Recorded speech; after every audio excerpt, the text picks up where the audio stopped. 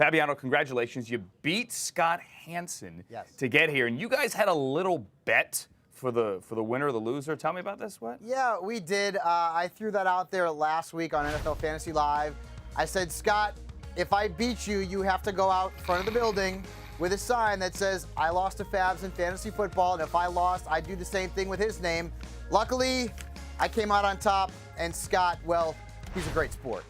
He's a great sport. Yeah. And the Handchai stood outside and held up the sign. That's Congratulations.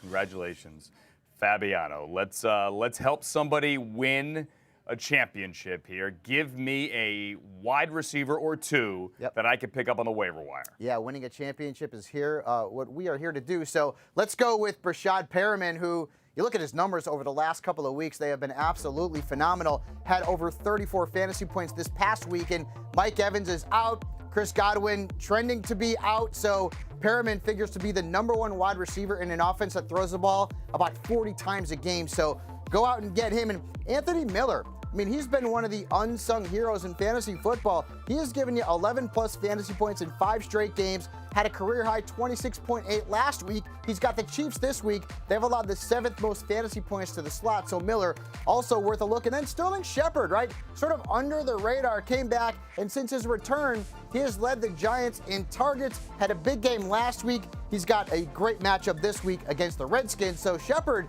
could help you win a fantasy championship. Go out and grab him. And he might have Daniel Jones back throwing him the football this week. What about running backs? This is the time of the year where you grab that running back that was 8th on the depth chart in August, and all of a sudden he wins you a trophy. Yeah, Mike Boone came in and replaced Dalvin Cook last week and had 2 touchdowns. Now, Dalvin Cook has that shoulder injury, and they're playing on Monday night, so who knows if he comes back, which means Mike Boone needs to be added across the board. Here's the caveat, Andrew.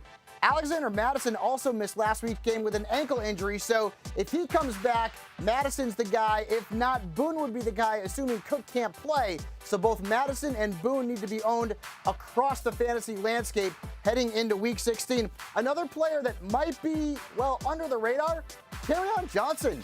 He is eligible to return from injured reserve this week. And if you've watched the Lions' backfield deteriorate over the last few weeks, you know they need help there. So if Kerryon can come back and he plays and starts and is, assuming the featured back for the Lions, he could end up being a flex starter this week against Denver.